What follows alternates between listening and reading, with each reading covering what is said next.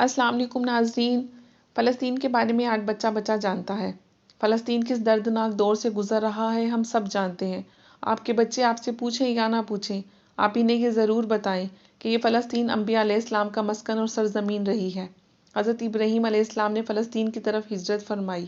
اللہ تعالیٰ نے حضرت لوط علیہ السلام کو اس عذاب سے نجات دی جو ان کی قوم پر اس جگہ نازل ہوا تھا۔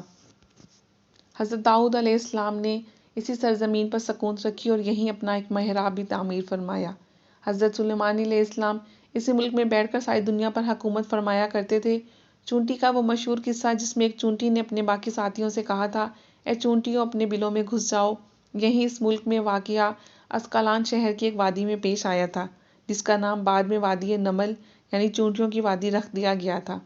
حضرت زکریا علیہ السلام کا محراب بھی اسی ملک میں ہے۔ حضرت موسیٰ علیہ السلام اسی ملک کے بارے میں اپنے ساتھیوں سے کہا تھا کہ اس مقدس شہر میں داخل ہو جاؤ۔ انہوں نے اس شہر کو مقدس، اس شہر کے شرک سے پاک ہونے اور انبیاء علیہ السلام کا مسکن ہونے کی وجہ سے کہا تھا۔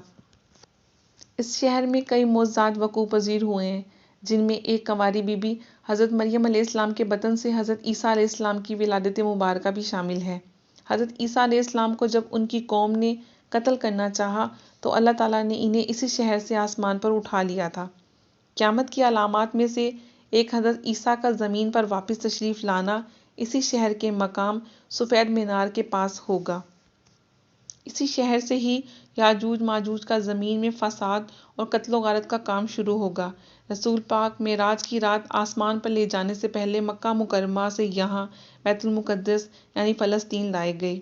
سرکار دو عالم صلی اللہ علیہ وآلہ وسلم کی اقتدار میں انبیاء علیہ السلام نے یہاں نماز ادا فرمائی۔ اس طرح فلسطین ایک بار پھر سارے انبیاء کا مسکن بن گیا۔ اس شہر میں وقوع پذیر ہونے والے قصوں میں سے ایک قصہ طالوت اور جالوت کا بھی ہے۔ فلسطین کو نماز کی فضیلت کے بعد مسلمانوں کا قبلہ اول ہونے کا اعزاز بھی حاصل ہے۔ ہجرت کے بعد حضرت جبرائیل علیہ السلام دوران نماز ہی حکم ربی سے آقا علیہ السلام کو مسجد اقصیٰ یعنی فلسطین سے بیت اللہ کعبہ شریف مکہ مکرمہ کی طرف رخ کرا گئے تھے۔ جس مسجد میں یہ واقعہ پیش آیا وہ مسجد آج بھی مسجد قبلتین کہلاتی ہے۔ فلسطین کی عظمت کا راز اس بات سے بھی لگایا جا سکتا ہے کہ یہاں پر پڑھی جانے والی ہر نماز کا اجر 500 گنا بڑھا دیا گیا ہے۔ اگر آپ فلسطین کے بارے میں اور معلومات جاننا چاہتے ہیں کہ اس کو اور کیا اعزاز حاصل ہیں تو کمنٹ میں ضرور بتائیں۔ شکریہ۔ اللہ حافظ۔